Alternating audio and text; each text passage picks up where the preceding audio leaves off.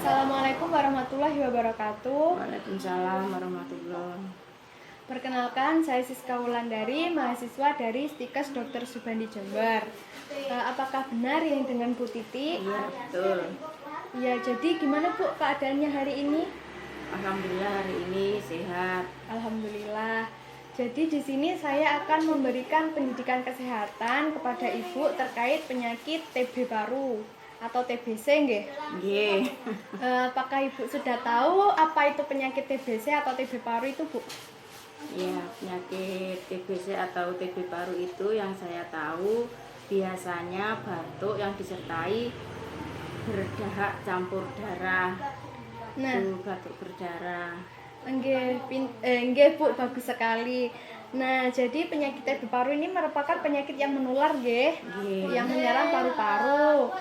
Terus kemudian penyakit TB paru ini disebabkan oleh kuman yang dari penyakit TB itu sendiri yang bernama Mycobacterium tuberculosis, seperti itu Bu. Nah, benar tadi TB paru itu ada gejalanya kayak batuk, terus batuk berdahak.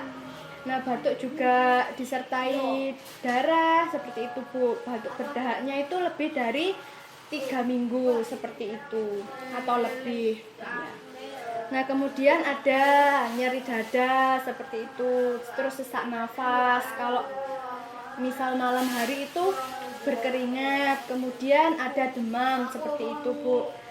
Apakah di sini Bu tahu gimana sih cara penularan penyakit TB paru itu, Bu? Penyakit TB paru biasanya penularannya itu melalui pernapasan, bisa karena bersin. Itu yang saya tahu. Nah, iya Bu, benar sekali. Jadi kalau semisal orang yang terkena TB paru itu kalau batuk atau bersin atau semisal berbicara seperti ini, terus habis itu percikan dahaknya menyebar kemana-mana, akhirnya terhirup oleh orang lain, sehingga kalau semisal daya tahan tubuh atau kekuatan tubuhnya lagi lemah itu bisa terkena. Kalau misalnya daya tahan tubuhnya itu kuat, maka si orang lain itu yang menghirup percikan dahaknya itu tidak terkena penyakit TBC, seperti itu Bu. Nah, kemudian untuk pengobatannya TBC itu Bu, obat TBC itu diminum 2 bulan berturut-turut. Nah, itu 2 bulan pertama kan diminum berturut-turut selama sebanyak 7 kali atau sampai kurang lebih 60 kali, seperti itu. Kemudian selama 4 bulan berikutnya harus diminum sebanyak 54 kali secara berkala 3 kali seminggu, seperti itu. Nah, kemudian setelah 6 bulan wajib diperiksakan ke dokter untuk foto ronsen paru-parunya, seperti itu Bu. Nah, di sini apakah Ibu sudah tahu gimana sih lingkungan yang nyaman atau yang baik atau yang bagus bagi penderita TB sendiri? Lingkungan yang baik bagi penderita yaitu misalnya sinar rumah itu harus ada ventilasinya, jadi keluar masuknya udara itu bersih, ada sinar yang masuk dalam rumah. Terus ya? Nah, nggih, seperti itu Bu. Nah, tadi kan sudah dijelaskan, ya itu salah satunya, ventilasinya harus ada agar udara bisa keluar masuk. Terus habis itu jendelanya juga harus dibuka agar sinar mataharinya juga masuk, agar rumahnya juga tidak lembab, seperti itu nggih. Kemudian juga untuk kasur bisa dijemur 1 minggu sekali minimal. Terus untuk spray itu diganti minimal juga 1 minggu sekali, seperti itu Bu. Nah, di sini ada akibat dari penyakit TB jika tidak diobatin Bu. Yang pertama, penyakit itu tidak akan sembuh kalau tidak diobatin, nggih.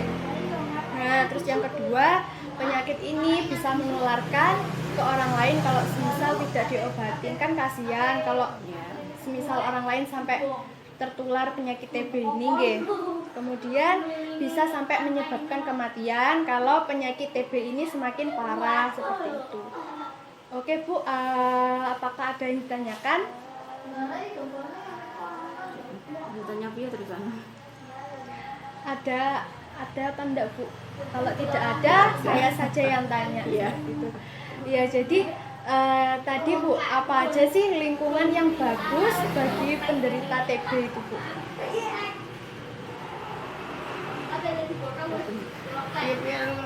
Eh, Lingkungan yang dianjurkan atau lingkungan yang baik bagi penderita TB itu lingkungannya itu harus seperti apa? Misalnya kayak harus rumahnya harus bersih, harus ada ventilasinya seperti itu nggih.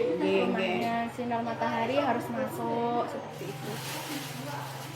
Baik Bu, apakah ada yang ditanyakan? Tidak ada. Tidak ada. Baik, kalau begitu saya akhiri pendidikan kesehatan ini. Semoga bisa bermanfaat ilmu yang saya berikan tadi. Mohon maaf apabila ada salah kata. Wassalamualaikum warahmatullahi wabarakatuh.